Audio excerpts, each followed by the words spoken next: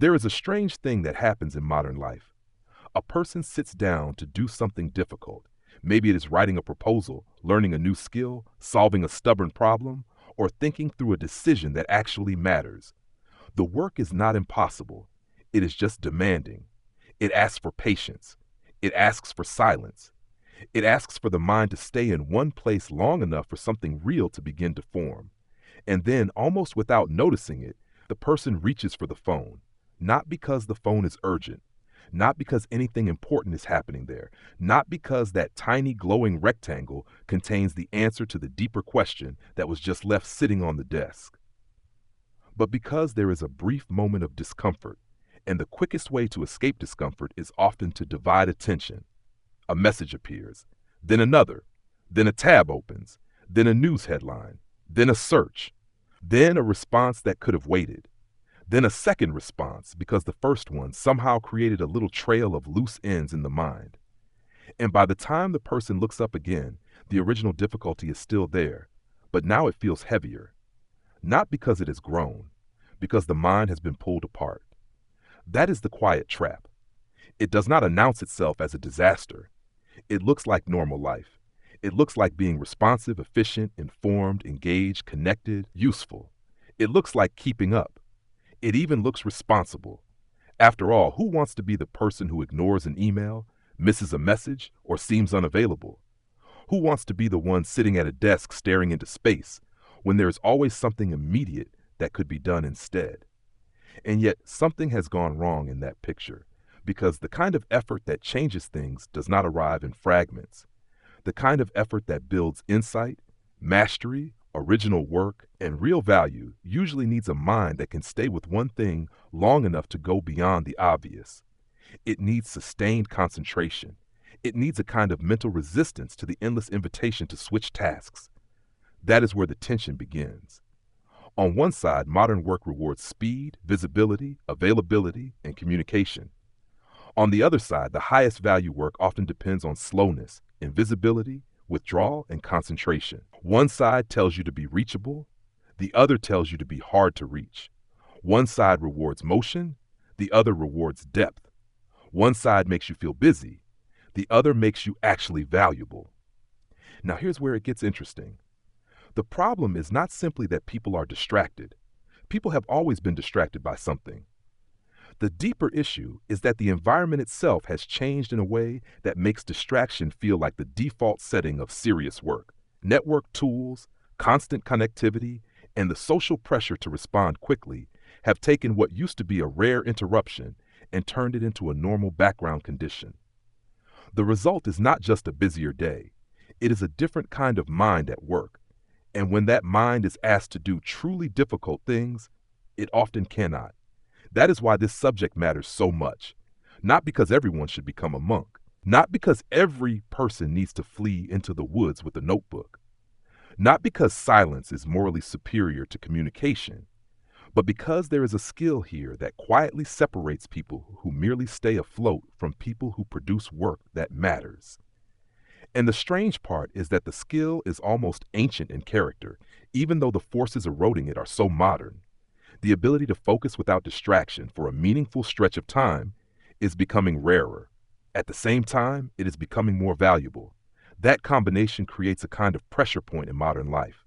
If something is both scarce and useful, the people who can do it well tend to stand out. Not a little, a lot. So the real question is not whether attention matters. It obviously does. The real question is whether you have noticed how much of your life is being shaped by the steady erosion of attention, and whether you understand what that erosion is costing you. It may be costing you output. It may be costing you confidence. It may be costing you peace. It may be costing you the deeper satisfaction that comes from knowing you can still do hard things without constantly escaping them. And there is another layer here too, one that is easy to miss. The issue is not only about productivity in some narrow professional sense. It is about what kind of life you are building inside your own head, because your days are not just a container for tasks. They are also the material from which your sense of self is assembled. What you repeatedly attend to becomes the emotional weather of your life. What you repeatedly avoid becomes a form of weakness. What you repeatedly practice becomes your range. That means the battle over attention is not a minor lifestyle issue. It is a question about identity. A person who can stay with hard things becomes someone who trusts their own mind. A person who cannot stay with hard things often begins to feel scattered in a way that is hard to name. They may still be intelligent. They may still be talented. They may still be ambitious.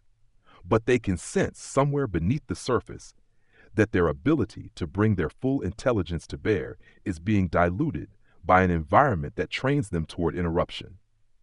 Now think about what happens when this pattern shows up across an entire economy. It means that the people who can protect depth will not just be doing better work. They will often be the ones who can learn faster, adapt faster, solve harder problems, and create things that are much harder to copy. In a world where so much mediocre output can be reproduced, summarized, automated, or replaced, the ability to produce something excellent through sustained thought becomes disproportionately powerful. That is not a small advantage. That is a major shift in what competence means. And there is something almost unfair about it, because the world now gives everyone access to tools that look productive while quietly undermining the very concentration needed to produce something exceptional. You can spend all day communicating and still end up with very little that is real. You can be endlessly informed and still not understand. You can feel connected and still be mentally fragmented. You can be very busy and still not be building anything durable. So the tension is not between work and rest. It is not even between technology and tradition. It is between shallow activity and deep effort, between the surface of work and the substance of work, between appearing engaged and actually engaging with the problem. That is what this episode will explore, not as a theory in the abstract, not as a lecture, but as a practical and human question. What happens when the ability to do deep work becomes rare? Why does that matter so much? And what changes in a person's life when that skill is treated less like a luxury and more like a necessity? Because once that question is asked honestly, it starts showing up everywhere, in the way people work, in the way they learn, in the way they build careers, in the way they think, in the way they protect their time, in the way they live with their own minds. And once you see it, it becomes hard to unsee. There are days when the difference between a shallow life and a deep one does not look dramatic from the outside. Both can have calendars, meetings, responsibilities, messages, and obligations. Both can look respectable. Both can be full. But only one of them gives sustained attention a place to do its best work. That is the difference we're going to sit with. And by the end, the hope is not just that the idea will make sense. The hope is that you will begin to recognize it in your own day. In the moment your mind reaches for escape. In the moment your work starts to fragment. In the moment you feel busy but not especially effective. In the moment you remember that your attention is not just one more resource to spend carelessly. It is the place where your life is quietly being made. So let us slow down and begin there, because this subject is bigger than a technique. It is about how value is created now, what kind of person that asks you to become, and what kind of inner life you are willing to defend. Welcome. This is a conversation about the kind of concentration that is disappearing from ordinary life and becoming more powerful because of it. It is about why so much modern work feels loud but not always meaningful. It is about the hidden cost of constant connectivity, the surprising value of boredom, the difference between looking productive and producing something valuable, and why the ability to go deep may be one of the most important professional and personal skills of this century. There is a specific promise here. By the end of this episode, the idea of deep work should feel less like a slogan and more like a lens. You should be able to notice where your attention has been trained to splinter. You should be able to recognize the moments when shallow activity is quietly crowding out substantial effort. You should be able to see why certain people seem to keep gaining ground in an economy that rewards originality, speed of learning, and quality of thought. And perhaps most importantly, you should be able to think more clearly about what a better relationship with your own mind would actually look like. Not perfect, not heroic, just clearer. Because once clarity returns, choices come easier to see. Let us make this concrete. Imagine two knowledge workers. Both are intelligent. Both are conscientious. Both care about doing good work. Both start the day with good intentions. One checks email constantly, answers messages quickly, keeps multiple tabs open, jumps into meetings, and lets the day unfold in response to whoever is loudest or quickest. By the end of the day, that person has handled a lot. There are replies, updates, coordinated schedules, clarified details, little administrative victories, and a general sensation of being in demand. The second person protects time. They start with a hard problem before the rest of the world has fully entered the room.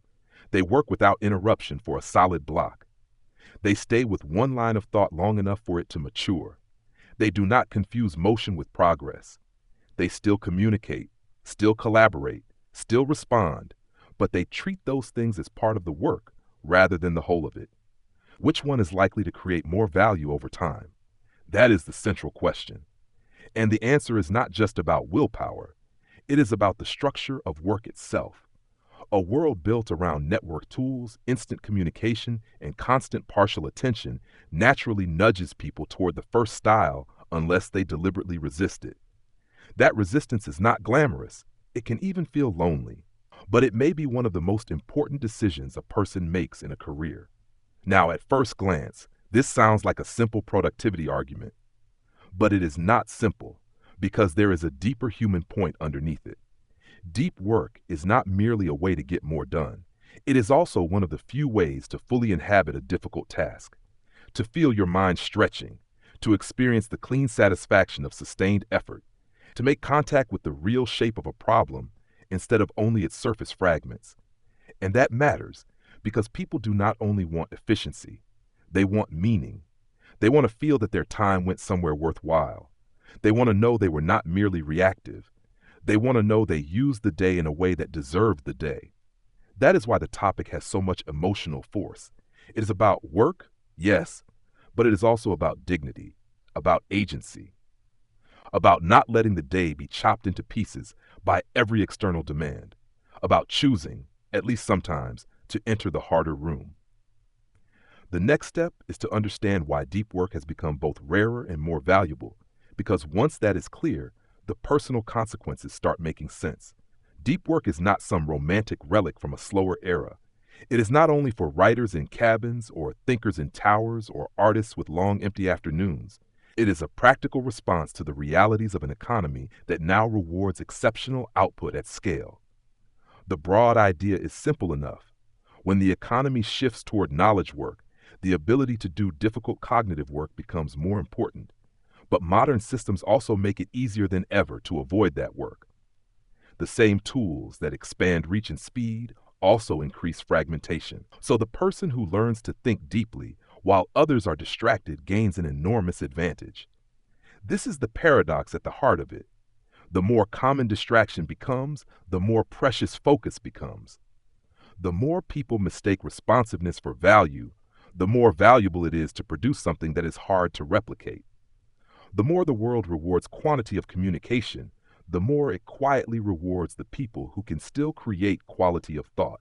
That is why the subject is so relevant to knowledge workers, creators, analysts, builders, researchers, strategists, designers, programmers, and anyone whose value depends less on manual labor and more on what happens inside the mind.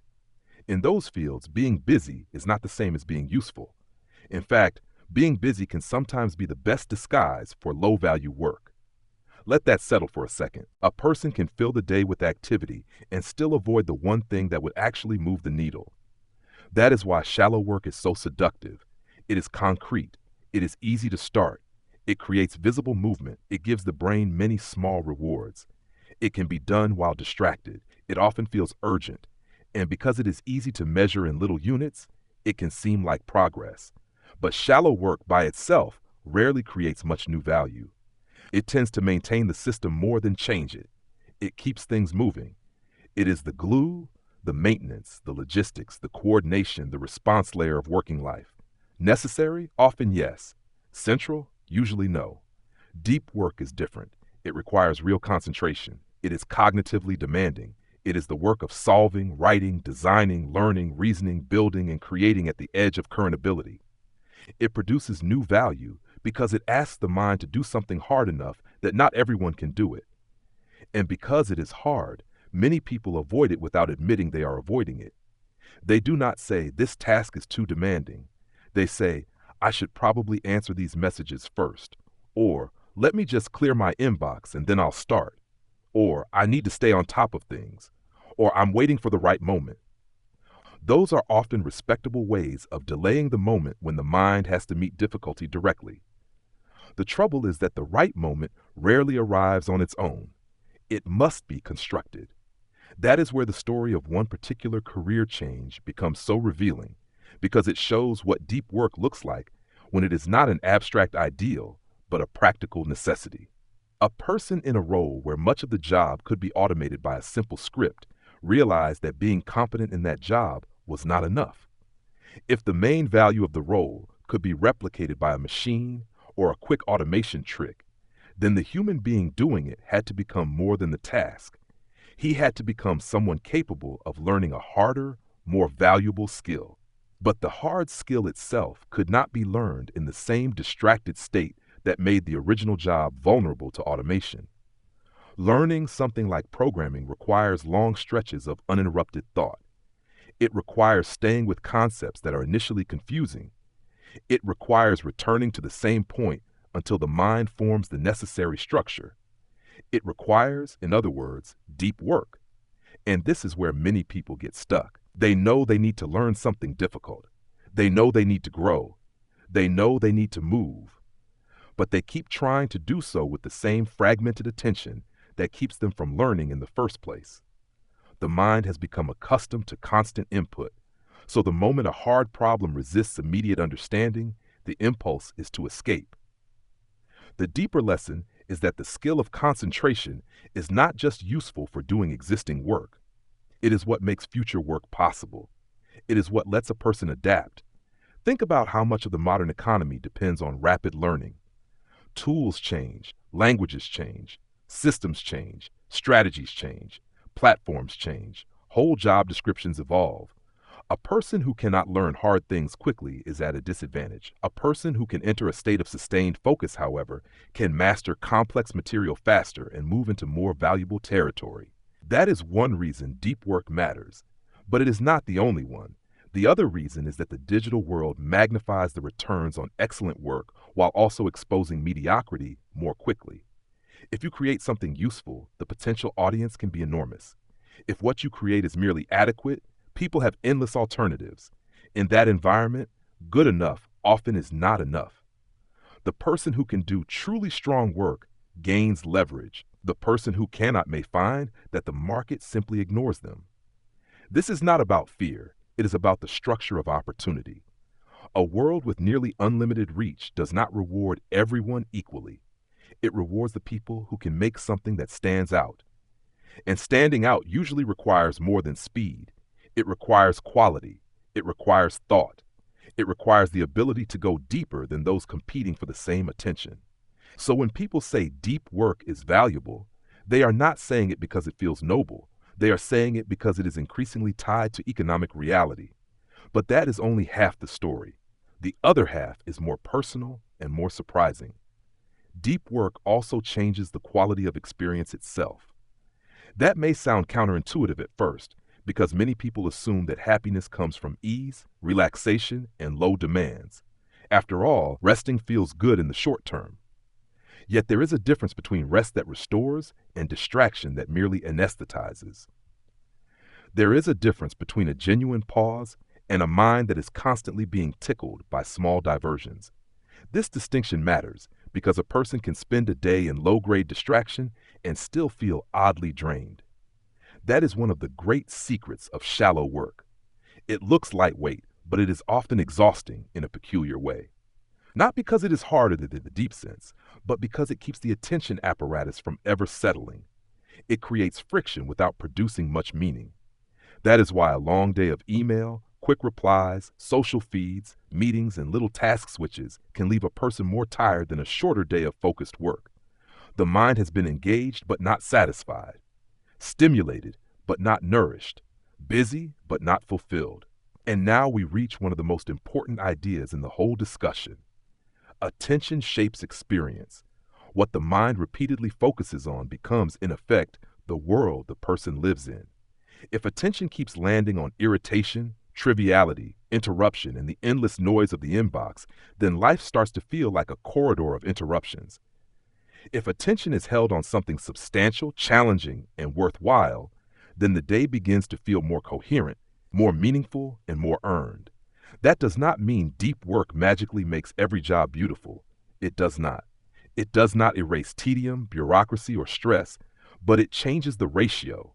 It gives the mind something larger to inhabit, and that alone can transform the emotional texture of a working life. Let us make this even more concrete. Picture a person who spends the first hour of the morning opening email before the mind is fully awake. A few messages are harmless. One is annoying.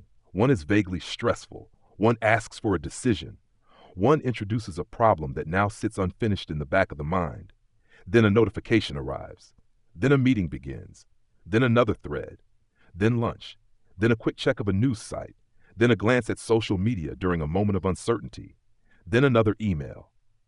By late afternoon, the day has been full of fragments, and the brain has spent the entire time reacting to fragments. What kind of internal world does that produce? Usually not a calm one. The mind starts to understand work as a series of little fires, and it starts to understand itself as a firefighter. That is a very different identity from the one that creates value through sustained thought. One identity is reactive. The other is generative. One is constantly being pulled. The other is deliberately moving. That shift matters more than it first appears to. Same. And there is one more layer before we move deeper. Deep work is not only a way to get ahead or feel better, it is also a way to recover a sense of craftsmanship in knowledge work. This is important because many people in modern office life secretly feel that their work lacks shape. The outputs are intangible, the victories are abstract, the results are delayed, and the days can become strangely bland, even when the work is important. Craftsmanship offers a different experience. It says that a task has a proper form. It says that the material matters. It says that skill can be brought to bear in a way that respects the object of the work. Whether the material is wood, code, analysis, language, design, or strategy, there is still an internal standard of excellence to be met. That is where depth becomes more than efficiency. It becomes a way of meeting the work properly. Think about a person writing code, or composing a report, or building a product, or shaping an argument, or researching a difficult subject. The work may not involve a forge, or a saw, or a hammer, but it can still involve craft. And craft requires the willingness to stay with the material until it gives back something coherent. The willingness to let the task show its form, rather than forcing a quick and sloppy version onto it. The willingness to care. That is why this topic has such moral weight without becoming moralizing. Deep work is not about proving you are better than everyone else. It is about respecting the demands of the thing you are trying to make. It is about not cheating the work by rushing past the hard part. It is about accepting that some things only become possible when the mind is allowed to stay put. Now here is the deeper complexity. Deep work is valuable, but it is not easy to romanticize without distortion. A person can become too rigid about it. They can turn depth into a badge of identity. They can use it to feel superior to people in more collaborative or interruption-heavy jobs. They can imagine that every message is a threat and every meeting is an insult. They can become precious about their own concentration, while ignoring the reality that many roles do require responsiveness, cooperation, and care for other people's time. That would be a mistake, because the point is not to abolish shallow work. The point is to understand it. Some work must be done quickly. Some relationships require availability. Some tasks exist precisely because a larger system needs coordination. If a person refuses all shallow work, they do not become enlightened. They become unrealistic. So depth is not a religion, it is a discipline. That word matters. A discipline is something you practice with intention, not a purity test you use to judge the world. It has limits. It has trade-offs.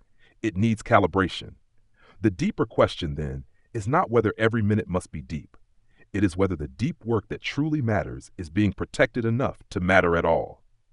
That is where we will go next, because once the basic case is understood, the more interesting questions begin. How does deep work interact with identity? Why does modern culture resist it? What happens when someone tries to apply it too aggressively? Why do some jobs support it and others actively erode it? Why does boredom matter? Why do people feel uneasy when they are unreachable? And what does all this say about the future of work and the kind of mind that will thrive in it? The answer is not just that concentration is useful. The answer is that concentration has become one of the defining human skills of a networked age. And once that becomes clear, a lot of other things begin to look different. There is a temptation, when talking about deep work, to make it sound like a heroic battle between discipline and distraction. That is part of the story, but it is not the whole story. The deeper truth is more unsettling. The reason deep work has become so difficult is not just because people lack willpower. It is because the surrounding system is quietly arranged to reward fragmentation. That system includes technology, of course, but it also includes culture, management habits, social expectations, and even the way many people now define professionalism. To understand deep work properly, you have to understand the forces that push against it from multiple directions at once. Let us start with the most obvious one: digital tools, email, messaging, social platforms, search, feeds, alerts, and all the systems wrapped around them are not evil. That would be too easy a story and too lazy. These tools solve real problems. They lower the cost of coordination. They allow people to reach one another quickly. They make work more flexible. They reduce friction in many parts of life. None of that is imaginary. But convenience has a price. Every tool that makes communication faster also makes interruption more available. Every tool that makes information more accessible also makes the mind more vulnerable to drift. Every tool that encourages instant responsiveness also trains people to feel uncomfortable when nothing is happening for a few minutes. That last part matters a great deal. Many people now experience even a small stretch of boredom as a problem to be solved immediately. They reach for the phone in a queue, in an elevator, between tasks, during a lull in conversation, before falling asleep, while waiting for a page to load, and sometimes even while trying to think. In a previous era, those pockets of time might have become micro moments of reflection, observation, or simply resting attention. Now they are often filled automatically. The danger is not just that this steals little bits of time. The deeper danger is that it alters the mind's tolerance for stillness. A mind that is never bored becomes a mind that never has to generate its own structure. It is always receiving something, always reacting, always being gently guided by outside input. That may sound harmless. It is not harmless if your best work depends on the ability to sustain a line of thought without external prompting. This is why boredom is not merely a nuisance. It is part of the training ground for depth. Think about the person who cannot stand the momentary discomfort of not knowing what to do next. They are the same person who may struggle when a hard task does not yield immediately. The attention span has been conditioned to expect novelty. But deep work often begins precisely where novelty ends. It begins where the task becomes repetitive or unclear or slightly frustrating, and the brain must stay put anyway. Now, here is where things become psychologically interesting. People often think distraction is a sign of weakness or laziness. Sometimes it is, but often it is more subtle. It is a coping mechanism. The mind moves away from discomfort because the work in front of it has become emotionally charged. Maybe the task is tied to fear of failure. Maybe it is tied to the possibility of discovering limits. Maybe it is simply hard in a way that makes the person feel stupid for a few minutes. In those moments, distraction is not just a bad habit. It is an escape from vulnerability. That means deep work is not only a cognitive challenge, it is an emotional one. To go deep, a person has to tolerate a certain amount of not knowing. They have to endure the awkwardness of early confusion. They have to resist the urge to immediately soothe themselves with something easier. They have to stay with the discomfort long enough for competence to emerge. That is a very specific kind of maturity. And because the mind knows this, it often tries to negotiate. It says, just check the inbox first, or this article is worth reading, or you need to stay informed, or you can start after one more quick thing. The language varies, but the pattern is the same. The mind seeks a smoother path around the moment when depth would begin to ask something serious. This is one reason so many people remain frustrated with their own output. They believe they are trying to do the work. In a sense, they are. But they are also making repeated concessions to interruptions that never allow the work to ripen. The difference between shallow effort and deep effort often shows up only after the fact, when one person has something substantial and the other has many fragments. There is a second force pushing against depth, and it is cultural. Modern professional life often treats visibility as a proxy for value. If you are seen responding, seen attending, seen posting, seen updating, seen circulating, you can appear active and engaged. If you are quietly concentrating, you may appear absent, unavailable, or even slightly suspicious. That is especially true in environments where leaders cannot easily measure the actual value of work. This matters because when outcomes are hard to measure directly, people tend to rely on signs, and visible busyness becomes a sign. The trouble is that visible busyness and real contribution are not the same thing. Sometimes they overlap. Often they do not. A person can spend hours in meetings because the organization has confused coordination with productivity. A person can send many emails because the role has gradually expanded into a kind of administrative relay race. A person can stay online all day because responsiveness is praised more than thoughtfulness. In such an environment, depth is not just difficult, it is culturally countercultural. That creates a subtle problem for the individual. Even if a person privately believes deep work is important, they may hesitate to protect it because they fear looking uncooperative. They may worry that saying no to interruptions makes them seem inaccessible. They may worry that not replying quickly signals that they are not on top of things. They may worry that if they do not perform the rituals of constant availability, someone else will be judged as more committed. This is why many knowledge workers become trapped in what looks like professionalism, but is really fear. Fear of missing something. Fear of seeming rude. Fear of looking slow. Fear of disappointing someone. Fear of being outside the loop. Fear of not appearing useful every minute. And yet there is a hard truth underneath all that fear. A person cannot do deep work while trying to satisfy every expectation of availability. The two habits fight each other. If every interruption is treated as equally important, nothing important can remain protected for long. Now let us look at the paradox from another angle. Deep work is not rare because people do not know it is valuable. Many people already know that focus matters. They can say the words. They can nod along.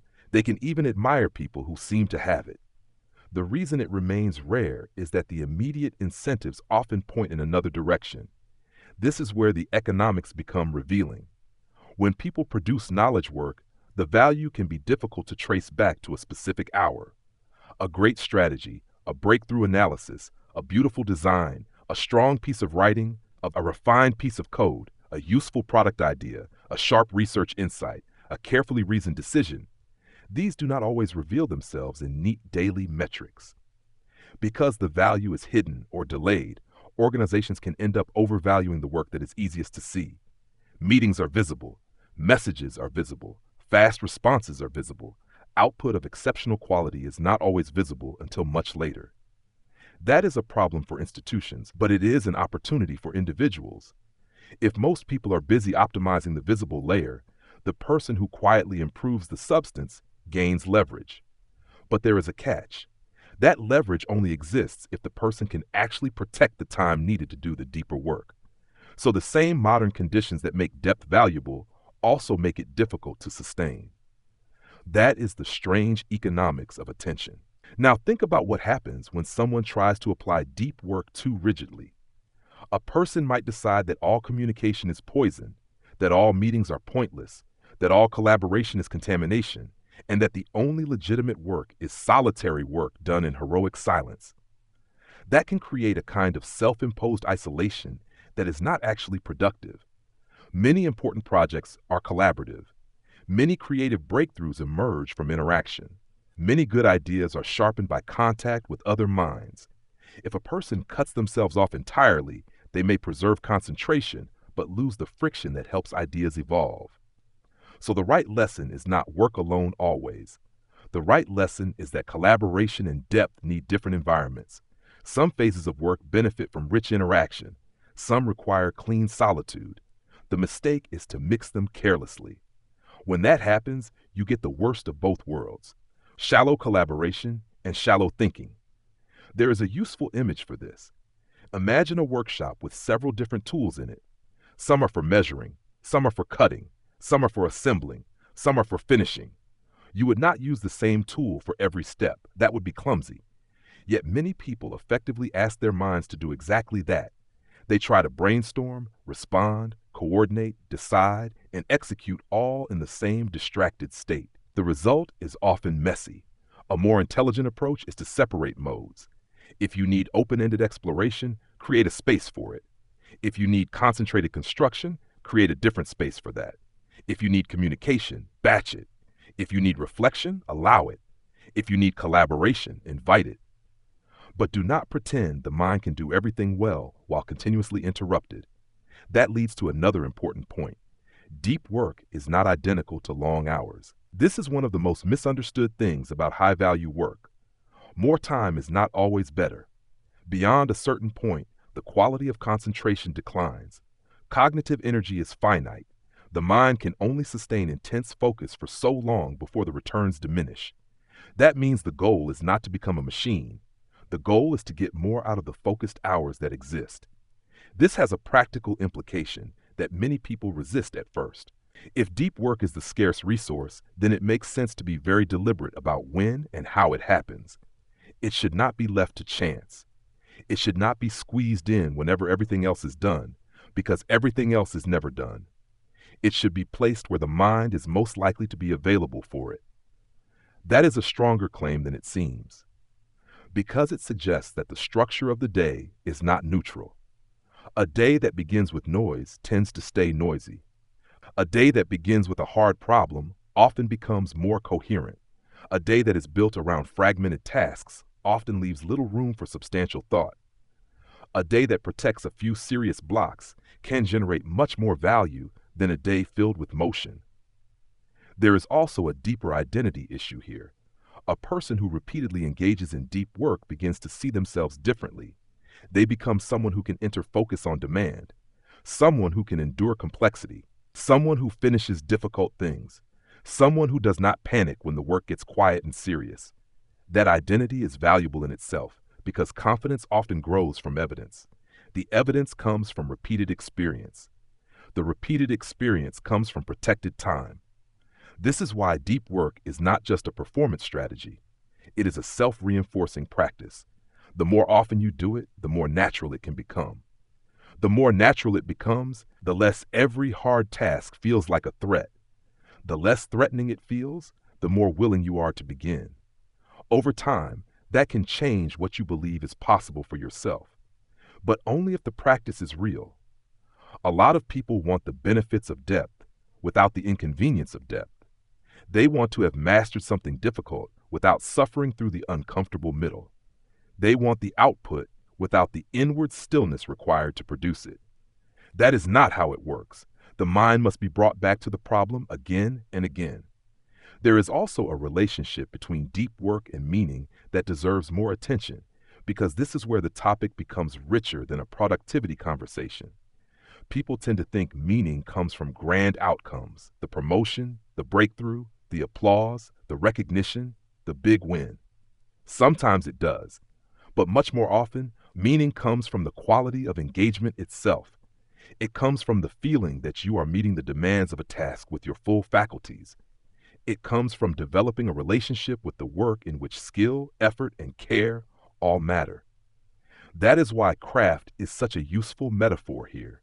Not because knowledge work is literally the same as blacksmithing or woodworking, but because craft names a relationship between person, material, and standard.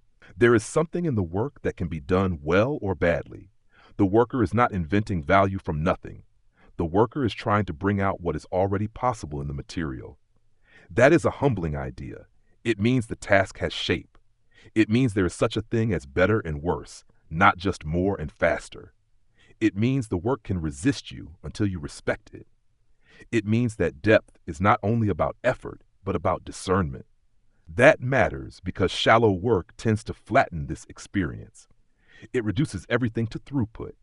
But people often do not find meaning in throughput.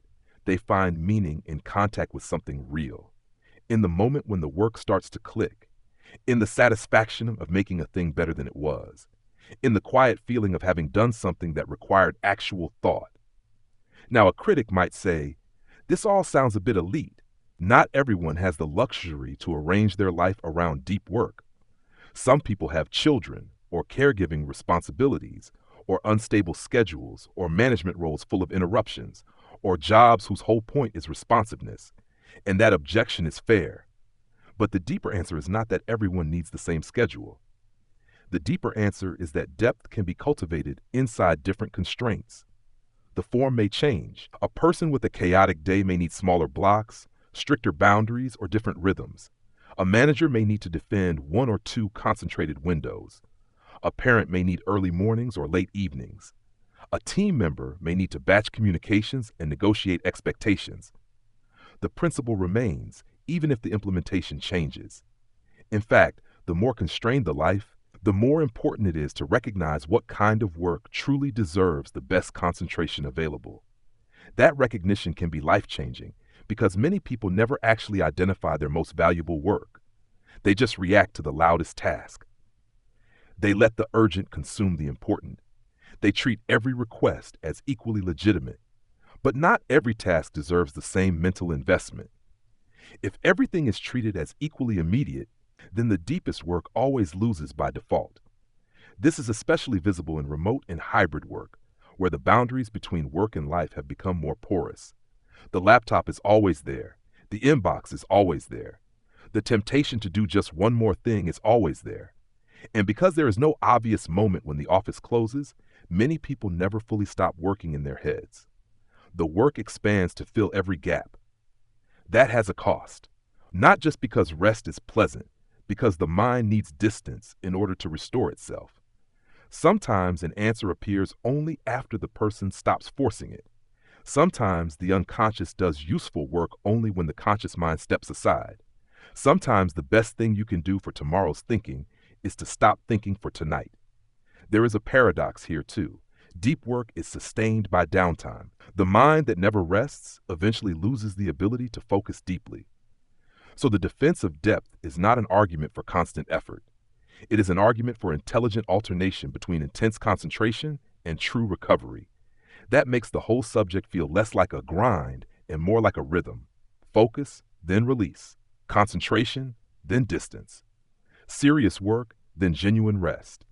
Not fake rest where the brain keeps nibbling at work through messages and notifications, but actual downtime where the attention can soften and reset. This is one reason a person who believes they are working all the time may in fact be working less well than they think. If the brain never gets to step out of work mode, it never fully recharges. And if it never fully recharges, the next deep session begins from a weaker place. So the tension is not simply between work and leisure. It is between work that restores later capacity and work that quietly depletes it. And now we come to another edge case. Some people fear that if they protect deep work, they will become unreachable, less sociable, or less kind. That can happen if the practice is misunderstood. But real depth does not require becoming emotionally unavailable. It requires becoming selective. There is a difference. A person can protect long blocks of concentration and still be generous, responsive, and relational at the right times. In fact, the more deliberately a person handles their time, the more present they often become in the moments when they do engage. There is a moral quality to that, too. It is more respectful to be fully present for a scheduled conversation than to half listen while also checking another screen. It is more respectful to respond thoughtfully than to live in a state of permanent partial interruption. Depth, when understood correctly, can make people less scattered in their relationships as well as in their work. That does not mean every relationship needs the same treatment as a project. Of course not. But it does mean that attention is not only an economic resource, it is also a relational one. What you give attention to and how you give it communicates what matters. So when someone is never fully present anywhere, the problem is broader than productivity. It is a life pattern. That is why the topic deserves this much depth. It is about work, yes, but it is also about the shape of modern consciousness. The modern mind lives in an environment that constantly asks it to divide. The person who learns to resist that division gains not only output, but also a more coherent inner life. Now, before moving into practical life, one more uncomfortable implication deserves attention. Deep work is becoming a status signal, but not always in the obvious way. In certain circles, being always on is still praised. In others, being able to disappear into a room and produce something excellent is admired. In some cases, people fetishize the aesthetics of busyness. In others, they admire quiet mastery. That means the social meaning of depth varies by context. A person may need to be strategic about when they signal availability and when they quietly protect concentration. This is not manipulation, it is realism. Organizations are made of human expectations, and human expectations can change slowly. If you are in a culture that equates visibility with commitment, you may need to prove reliability before you can negotiate for more protected focus. If you are self-employed, you may need to show clients results before you can justify less responsiveness. If you are in a team, you may need to help the team understand that the deepest value sometimes comes from the least interrupted time. That is another reason the topic is not merely personal, it is organizational. Cultures either support depth or they erode it. Policies, norms, and expectations all shape whether people can bring their best minds to work. And the broader pattern is unmistakable. The modern economy has created extraordinary incentives for fast communication, constant coordination, and perpetual availability. It has also created a premium on original thought, complex problem solving, and high quality creation. Those two forces are in tension. The person who can navigate that tension intelligently will usually have an advantage. But the advantage is not just external, it is internal too. Because when people discover that they can still concentrate deeply, they often feel a kind of relief. Not just because they get more done, because they remember that their mind is still capable of being directed, still capable of patience, still capable of creating something that did not exist before. That recognition can be quietly emotional. It can feel like recovering a lost room in the house of the self. So the real intellectual heart of the topic is this. Deep work is not only a response to an economic shift, it is also a way of preserving human agency inside that shift. It is a method for refusing to let the most important parts of work be swallowed by the most visible parts. It is a way of saying that your attention is not public property. It is a way of protecting the conditions under which excellence becomes possible. And if that sounds abstract, the next step is to bring it down to ordinary life, where the pattern becomes much easier to recognize. Imagine a Monday morning. The day begins before it really begins. The phone is checked in bed. A few notifications are seen. One message is mildly urgent. One headline is unsettling. One calendar invite has appeared for later in the day. The mind is now awake, but not necessarily oriented. Then coffee, then open laptop, then email, then a quick reply, then another quick reply because one reply created a side thread, then a task list, then a meeting that starts before any meaningful work has begun. By lunch, the day has already been partially spent in response mode. That is not unusual, it is normal, and that is precisely the problem. The modern workday often begins by allowing other people to define the shape of your attention before you have had any chance to decide what deserves it. That small fact changes everything. If the day starts by obeying the inbox becomes the day's architecture. If the day starts with a serious block of focus, the mind begins to experience itself as having agency. That is why the first practical move toward deep work is not usually some complicated system. It is often just deciding that the most valuable work gets the best mental energy, not the leftovers. That sounds obvious until you watch how often it is violated. A person may tell themselves they are most creative in the afternoon, then spend the afternoon on email and meetings. They may know a project needs uninterrupted thought, then repeatedly defer that thought because another request is easier to answer. They may say they want to write, code, analyze, design, research, plan, or learn, but then make no structural room for those activities. In practice, the schedule reveals the real priorities. This is where a lot of people misunderstand themselves. They think they are bad at deep work.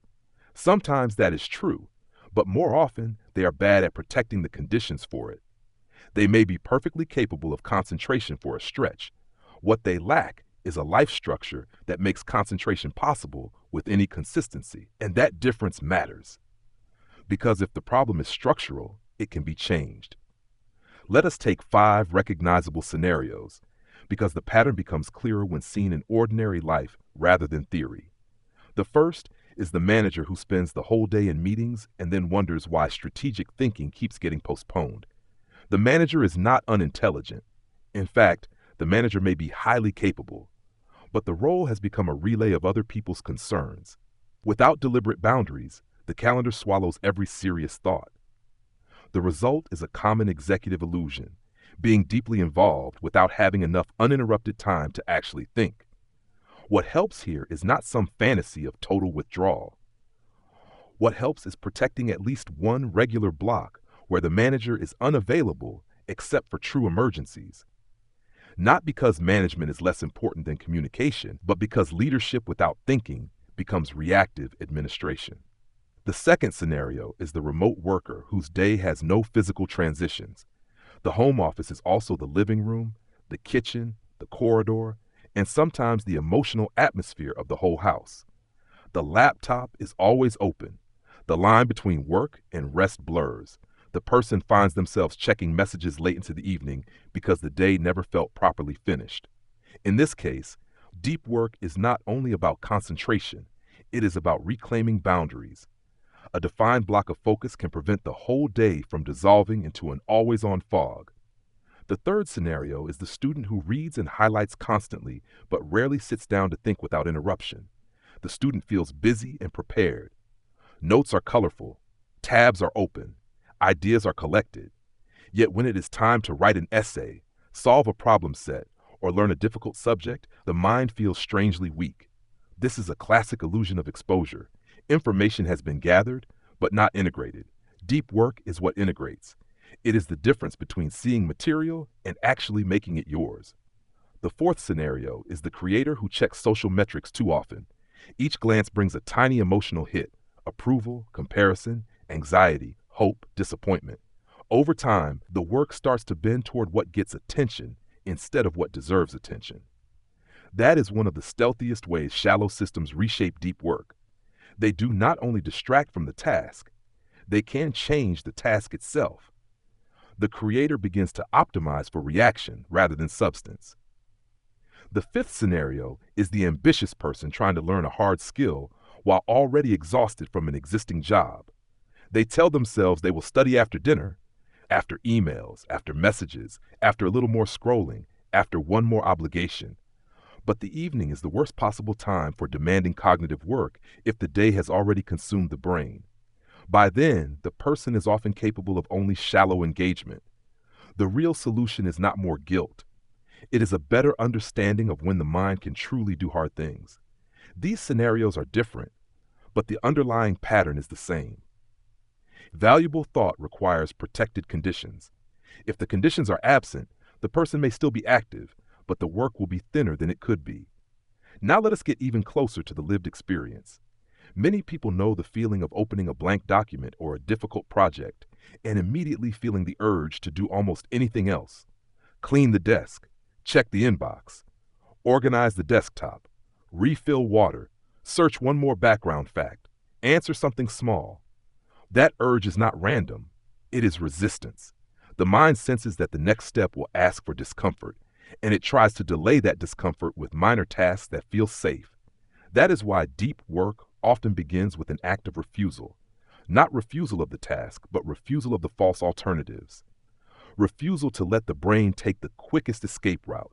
Refusal to confuse motion with progress. Refusal to believe that every small interruption deserves immediate obedience. And once you begin to recognize that pattern, you see it everywhere. You see it in the person who refreshes their inbox instead of starting the report. You see it in the leader who requests another meeting instead of making the difficult decision. You see it in the student who opens another browser tab instead of wrestling with the paragraph. You see it in the manager who keeps the whole team in low-grade reactive mode because no one has decided what the work is really for. You see it in the freelancer who answers every client within minutes and then wonders why they never have uninterrupted time to create something excellent. The practical implication is not that all these people need stricter moral discipline. It is that they need a different relationship with their time. One useful way to think about it is this: the day will always fill itself. The only question is with what? If you do not actively assign the best hours to the most important work, then those hours will be assigned by default to whatever is loudest, easiest, or most socially demanding. That is why planning matters. Not because planning is a virtue in itself, but because unplanned time is so easily colonized by shallow work. A person who vaguely hopes to find time for deep work usually does not. A person who decides in advance when the deep work will happen stands a much better chance. This can be as simple as protecting 1 or 2 blocks each morning, or as concrete as deciding that email is checked only at certain times, or as disciplined as batching communication into a fixed window, or as realistic as carving out one day part of the week for thinking and building instead of reacting. The form can vary. The principle does not. What matters is that the deep work is scheduled as if it matters, because if it is not scheduled, it is usually not protected. There is also the question of environment. People often underestimate how much place shapes attention. A noisy or constantly interrupted environment does not merely annoy the mind, it trains the mind. If the surroundings invite interruption, the brain adapts to interruption. If the surroundings support concentration, the mind learns that concentration is possible there. This is one reason physical rituals matter. Not because ritual is magical, but because repeated cues help the brain enter a certain mode more reliably. A specific desk, a certain time of day, a clear beginning, a clean workspace, a closed door, head for notebook, a sign that says, in effect, now the mind is doing one thing only. These are not aesthetic extras. They are part of the practical architecture of depth. And the same is true of endings. One of the most underrated ideas in this whole subject is that the workday should have a real conclusion, not a vague trailing off into half working, half worrying, half checking. A conclusion, a moment when the mind decides that work is done for now. That matters because the brain cannot fully recover if it never believes the work has ended. A shutdown is not laziness. It is a condition for the next good session. This also changes evenings. A person who truly leaves work behind may discover something unexpected. The evening becomes larger, more present, less contaminated by the emotional residue of unfinished tasks. The attention, no longer split, can actually belong to the moment. That is one of the hidden gifts of deep work. It can make rest feel cleaner, not just more available, but more complete. Now, not everyone will experience this immediately because habits are sticky. The mind may keep reaching for the old pattern. The phone may still call. The inbox may still tempt. The fear of missing something may still whisper. But if the person starts noticing the difference between scattered effort and protected concentration, the old pattern begins to lose some of its authority. And here is something important. You do not need to become perfect at deep work to benefit from it. Even a modest increase in the amount of truly uninterrupted time can change the trajectory of a week. 3 hours of real depth can sometimes do more than 10 hours of mixed attention. That is not magic. It is just the compounding power of sustained effort applied to hard things. This is why the idea belongs in ordinary life, not just in ambition, but in the rhythm of family life, learning, creative work, career development, and self-respect. In family life, being able to finish work properly can make a person more available at home. In learning, it can turn scattered study into actual retention. In relationships, it can create the capacity to listen fully instead of half listening while mentally elsewhere. In ambition, it can be the difference between chasing many opportunities and building one substantial capability. In anxiety, it can reduce the sense of being forever behind. In self-image, it can restore the feeling of being someone who follows through. That is a lot of consequence for what initially looks like a simple matter of focus. But the whole point is that it is not simple. It is about what kind of work deserves the best of you. What kind of environment is shaping your mind? what kind of life your habits are quietly producing, and what it means to remain capable of sustained thought in a culture that keeps trying to pull the mind into smaller and smaller pieces. The larger picture becomes clearer once that is named. The modern world runs on networks. That is not just a technical fact, it is a cultural one. Networks reward speed, reach, visibility, and continuous exchange. They make it easier to publish, to respond, to coordinate, to compare, to broadcast, and to participate. They also make it easier to lose the ability to stay with one thought long enough for it to become deep. That trade is not always bad. In many respects, it is extraordinary. The world is more connected than it has ever been. Information moves quickly. Opportunities spread quickly. Collaboration can happen across distances that once would have made it impossible. But the same infrastructure that expands access also creates pressure toward fragmentation. It is easier than ever to fill every gap with input. And once input becomes endless, concentration must become intentional. That is why deep work is not just a personal habit. It is a form of resistance to a cultural current. Not in an angry way, not in a dramatic way, in a calm, disciplined way. The refusal to let every minute be monetized or colonized by communication is a kind of quiet independence. It says that not every interruption is entitled to your full attention. It says that some things are worth doing slowly and well. This has implications for institutions too. Schools, companies, and public culture often say they want innovation, but innovation usually depends on time that is not fully spoken for.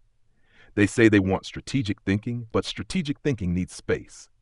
They say they want quality, but quality requires people who are not constantly atomized by interruption. There is a mismatch then between stated values and actual structures. This mismatch is one of the defining problems of modern work. People are often told to think deeply while being scheduled shallowly. That is not sustainable. If an organization wants deeper output, it has to make room for it. If it does not, then it should not be surprised when people default to the tasks that are easiest to see and easiest to complete. This is why leadership matters. A culture can make depth easier or harder. A manager can protect concentration or undermine it. A team can treat focus as legitimate or treat it as antisocial. These are not trivial choices. They shape the kind of work the group can produce. Now here is the personal and cultural consequence that may be the most important of all. In a world that constantly tries to divide attention, the ability to direct attention becomes a form of agency. And agency is one of the things people quietly hunger for. Not just success, not just comfort, agency. The feeling that one's mind is not merely being moved around by external currents.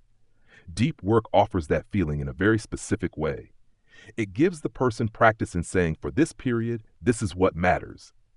That is a small sentence, but it is profound. Because if you can say it about your work, you can begin to say it about your life. What matters here? What deserves this hour? What deserves this morning? What deserves this week? The more often those questions are asked, the less life becomes a blur of reactive compliance. There is also a moral dimension to this, though it should be handled carefully. A person who cannot concentrate is not a bad person. Not at all. Attention is shaped by environment, stress, habit, and role. But if a person notices that their concentration has been thinned by constant distraction, they are not powerless. They can begin to renegotiate the terms of their own attention. That is an act of self-respect. It may also become an act of service. Because the work that requires deep thought is often the work that ends up helping other people the most. Better decisions, better products, better ideas, better care, better writing, better analysis, better leadership. When the depth is there, the quality of what reaches others tends to improve. And because so much modern life is now mediated through screens, the quality of attention becomes even more important. A message written in haste can distort. A decision made in distraction can misfire. A design created under interruption can feel thin. A strategy assembled in a dozen fragments may miss the actual problem. The cost of shallow processing is not always obvious right away, but it accumulates. This is why the topic is consequential beyond the individual. It shapes the future of work because the work that survives automation and commodification is often the work that still requires human depth. It shapes culture because a culture full of scattered minds will value different things from a culture capable of sustained thought.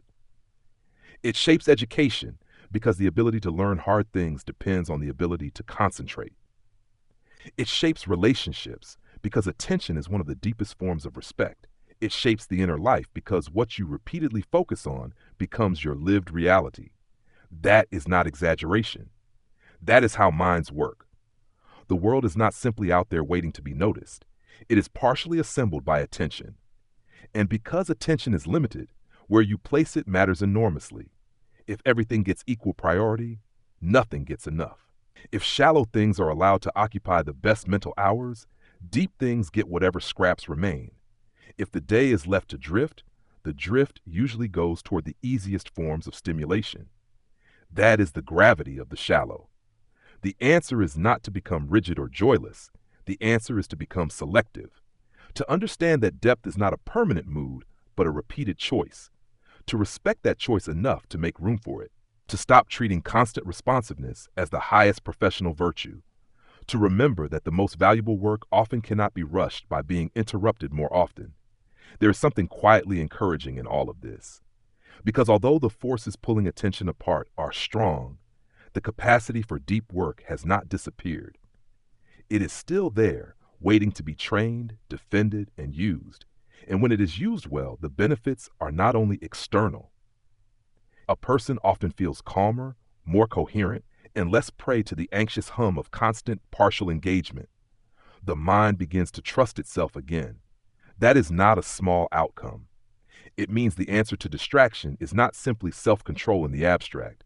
It is rebuilding the conditions under which your best mind can appear. This is deeply practical, but it is also deeply human. People want to do work they can respect.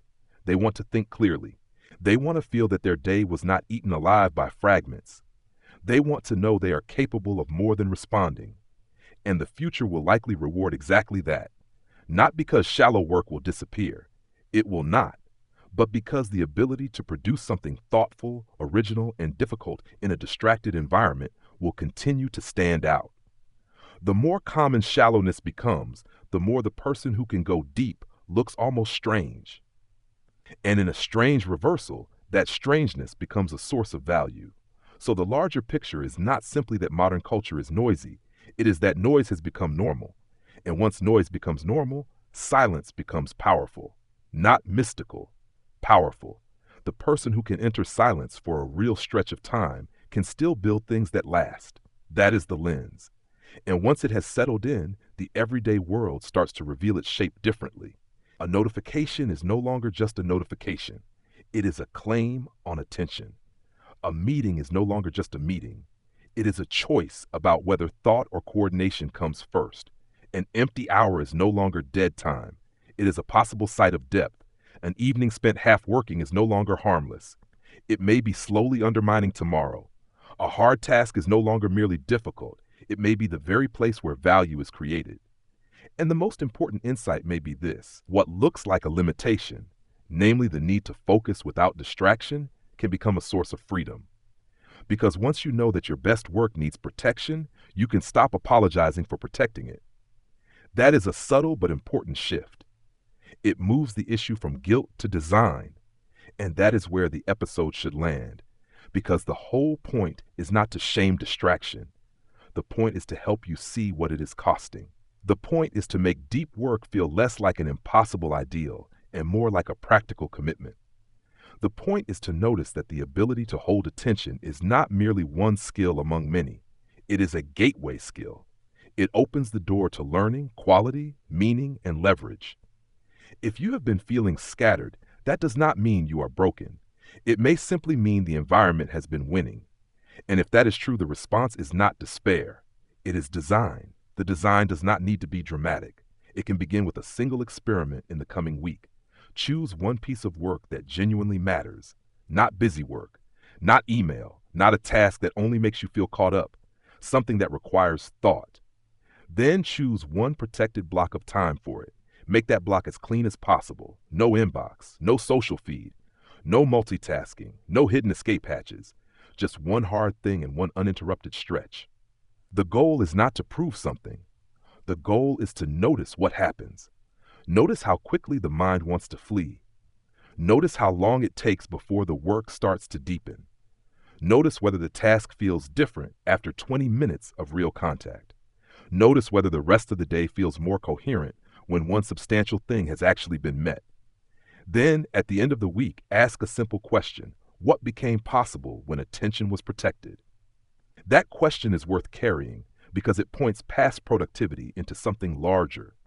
It asks what kind of mind you are training, what kind of work you want to do, and what kind of life you want to inhabit while doing it.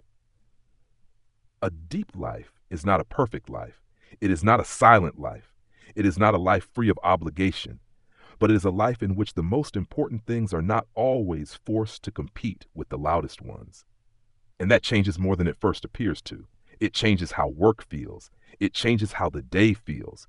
It changes what you trust yourself to do. It changes what you can become. So this week, give one important thing the room it deserves. Let it have your full attention for a while. See what it reveals. The result may be quieter than ambition usually sounds. But quiet is not the same as small. Sometimes the most powerful thing a person can do is stay with one hard thing long enough to let it become clear. That is where value lives. That is where meaning gathers. And that is where a mind begins once again to feel like its own.